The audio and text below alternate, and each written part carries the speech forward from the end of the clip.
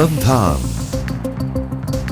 All Gujarat integrated classroom સેટેલાઇટના માધ્યમથી જોડતી કડી એટલે સંધાન। चलिए पंडित जी शुरू करिए। आज की हमारी चर्चा का विषय है हिंदी एकांकी साहित्य का विकास और प्रमुख एकांकीकार। सबसे पहले हम एकांकी शब्द की चर्चा करते हैं। एकांकी शब्द एक और अंकी इन दो शब्दों के मेल से बना हुआ है, जिसका अर्थ होता है एक अंक का नाटक। एकांकी नाटक ही है, परंतु वस्तुगत तथा रचनागत अपनी विशेषताओं के कारण यह साहित्य में एक प्रमुख विधा के रूप में स्थापित है। इसकी प्रमुख विशेषताओं की चर्चा हम बाद में करेंगे। पहले हम एकांकी शब्द के इतिहास और उसकी परंपरा की चर्चा करते हैं।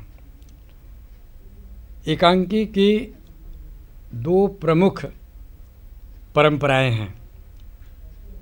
एक को हम कहेंगे भारतीय या संस्कृत परंपरा और दूसरी है पाश्चात्य या अंग्रेजी की परंपरा। भारतीय परंपरा की दृष्टि से कहें तो नाटक संस्कृत साहित्य का एक प्रमुख अंग है। संस्कृत में नाटक को रूपक कहा गया है।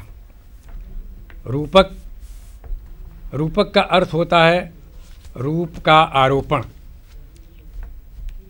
रूपक में नट नटी या अभिनेता अभिनेत्री किसी चरित्र या पात्र के स्वरूपगत या व्यक्तिगत या व्यक्तित्व से संबंधित विशेषताओं को अपने ऊपर आरोपित करके रंगमंच पर उसका अभिनय करता है, इसलिए उसे रूपक कहा गया है। संस्कृत में रूपक के 10 भेद बताए गए हैं, जिनमें नाटक एक प्रमुख उसका अंग है। नाटक का प्रचार प्रसार इतना अधिक रहा या उसकी विशेषताएं इतनी प्रबल रहीं कि जिनकी वजह से नाटक रूपक का एक अंग ही नहीं बल्कि उसका एक पूरा नाम बन गया और रूपक यानी नाटक, नाटक यानी रूपक ऐसा प्रचलित हुआ। रूपक के 10 भेदों में भाण, प्रहसन, व्यायोग, वीथि, अंक ये सभी एक अंक के नाटक हैं। इस दृष्टि से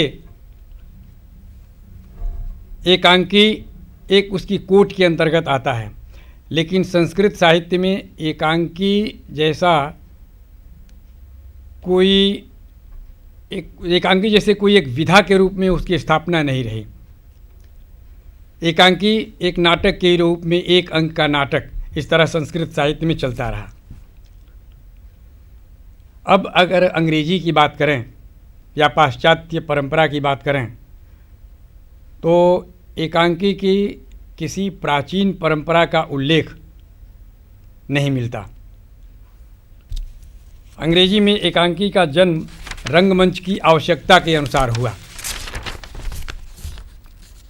ब्रिटेन में रंगमंच की एक बड़ी लंबी जीवंत परंपरा रही है। लोग रात को भोजन के बाद नाटक देखने के लिए जाया करते थे, लेकिन कठिनाई ये होती थी कि सभी दर्शक एक निश्चित समय पर या निर्धारित समय पर प्रेक्षागृह तक पहुंच नहीं पाते थे। कुछ लोग पहले पहुंचते थे, कुछ लोग भोजन के बाद आराम से पहुंचते थे। ऐसी स्थिति में जो प्रेक्षागृह के मालिक होते थे उनके सामने कठिनाई होती थी कि पहले से उपस्थित, पहले आए हुए या नाटक शुरू होने के पहले आए हुए प्रेक्षकों को संभाला कैसे जाए, उनका मनोरंजन कैसे किया जाए। इसके लिए उन लोगों ने एक तरकीब निकाली थी। कि नाटक शुरू होने के पहले कुछ उनके मनोरंजन की व्यवस्था की जाए, और उस व्यवस्था को वहाँ कहा गया कर्टेन रेजर। कर्टेन रेजर यानी पटोनायक या पटोत्थापक। पर्दा उठने के पहले से जो दर्शक प्रेक्षागृह में मौजूद होते थे, उनके मनोरंजन के लिए कर्टेन रेजर की व्यवस्था थी। एक कर्टेन रेजर होता क्या था? एक छोटा सा नाटक ही होता था, एक अंक जैसे 10, 15, 20 मिनट का उसका समय होता था। पर्दा उठने के पहले वो खेला जाता था और सामान्यतः वह हास्य प्रधान या रोमांचकारी अभिनय उसमें किया जाता था, और वो प्रहसन भी बहुत उच्च कोटि का नहीं बल्कि घटिया किस्म का, ऐसा मानते हैं, घटिया किस्म का वो मनोरंजन होता था। उसमें जीवन के किसी यथार्थ की कोई प्रस्तुति नहीं होती। मुख्य नाटक शुरू होने के पहले एक समय बिताने का एक कार्यक्रम होता था। परंतु सन 1903 में लंदन के वेस्ट एंड थिएटर में एक ऐसी घटना हुई जिसकी वजह से एकांकी का जन्म माना जाता है। हुआ यह था कि W. जेकब की एक कहानी थी मंकीज़ पा, यानी बंदर का पंजा, जिसको पटोनायक के रूप में खेलना था। उसका नाट्य रूपांतर लुईस पार्कर ने किया था,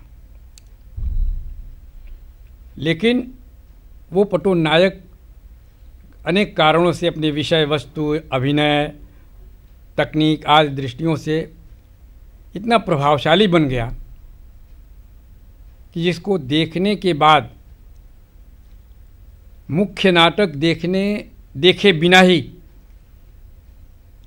दर्शक उठकर चले गए, प्रेक्षागृह से बाहर चले गए।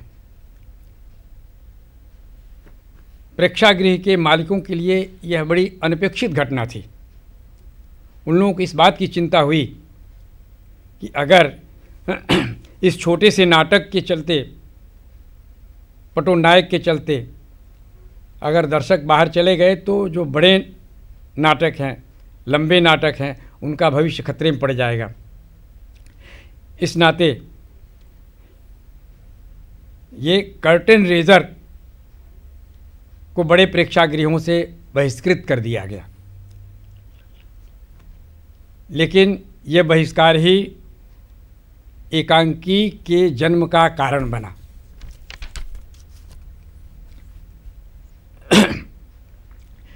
वास्तव में बड़े नाटकों के लिए तो बड़ी साज सज्जा, बड़े प्रेक्षागृह, रंगमंच, बड़े कलाकारों और बड़े चरित्रों की ज़रूरत पड़ती थी, लेकिन इस छोटे से यानी एकांकी का मंचन कहीं भी कम सुविधाओं में हो सकता था।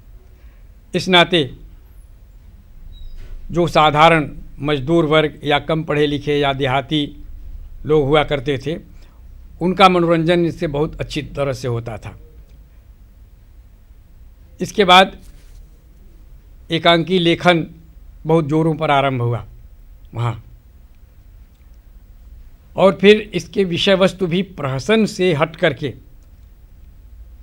हास्य से हट करके अबे जो है समाज सुधार के विषय भी इसमें लिए जाने लगे, और इस तरह से धीरे धीरे करके यह पटोनायक से शुरू हुआ विषय नाटक की एक विधा के रूप में, एकांकी के रूप में ये विकसित हुआ। ये तो रहा एकांकी के शुरुआत का प्रश्न, शुरुआत का समय था। अब थोड़ी चर्चा हम उसके स्वरूप की करते हैं।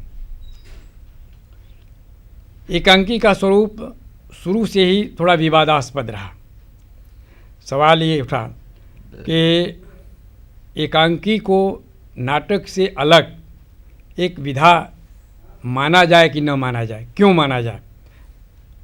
नाटक से एकांकी किस रूप में भिन्न है, ये सवाल उठा।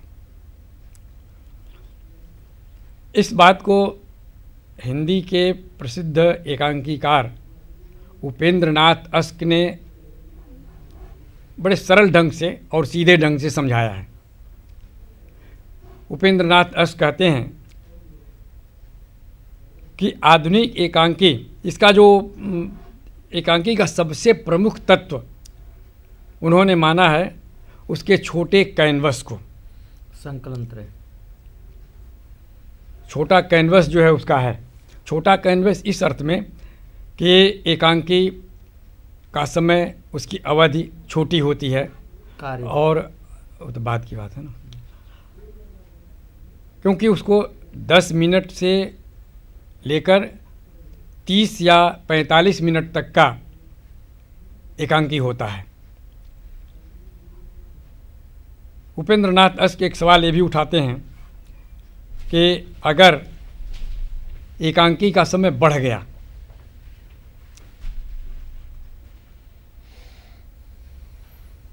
एकांकी का समय यदि बढ़ जाता है तो वह एकांकी न रह करके नाटक बन जाता है। वे कहते हैं कि अगर कोई एक नाट्यकार, नाटक का लेखक एक ऐसा नाटक लिखे या ऐसा एकांकी लिखे जिसका समय 1 घंटे से 2 घंटे तक हो, तो उसको क्या कहेंगे? नाटक कहेंगे या एकांकी कहेंगे? इसका उत्तर भी वे खुद देते हैं कि अगर 1 घंटे से या 45 मिनट से 1 घंटा, 2 घंटा, 1.5 घंटे का समय का एक कोई एकांकी हुआ तो एकांकी नहीं रह जाता, बल्कि वो नाटक बन जाता है। भले ही उसमें एक ही अंक हो, एक ही दृश्य हो, तो भी उसका समय अगर लंबा पड़ गया तो ये एकांकी न रह करके वो नाटक बन जाता है। यानी कि बात एक स्पष्ट होती है कि नाटक से एकांकी मुख्य रूप से इस अर्थ में भिन्न है कि उसका समय, उसकी अवधि छोटी होती है। पहली शर्त उसकी ये है, 10 मिनट, 20 मिनट, आधे घंटे, 45 मिनट तक, इससे ज़्यादा का एकांकी नहीं हो सकता, उसे एकांकी नहीं कहेंगे। इसमें जो है ज़्यादातर एकांकियों में एक ही दृश्य होता है। 2-3 दृश्यों वाले भी एकांकी होते हैं, लेकिन ज़्यादातर एकांकी के लिए एक ही दृश्य होता है। अब एकांकी के विषय वस्तु की बात करते हैं कि नाटक से एकांकी का विषय जो है, विषय वस्तु किस अर्थ में भिन्न है। तो नाटक में तो यह है कि एक प्रमुख कथानक होता है, कुछ अवांतरित कथाएं भी उनमें होती हैं, उनमें विस्तार होता है, जल्दी जल्दी पूरा। लेकिन एकांकी में ऐसा नहीं होता। एकांकी में एक ही प्रमुख घटना होती है, एक ही कथा वस्तु होती है, एक ही संवेदना होती है, और वो भी तीव्र गति से, उसमें सघनता अधिक होती है। यही बात आती है संकलन त्रय की। संकलन त्रय बड़ा संश्लिष्ट होता है एकांकी में नाटक की तुलना में, यानी काल, स्थान और संवेदना, ये तीनों जो है बड़े संपुष्ट होते हैं, तभी वो एकांकी बन पाता है। अब हम हिंदी एकांकी के उद्भव और विकास की बात करते हैं।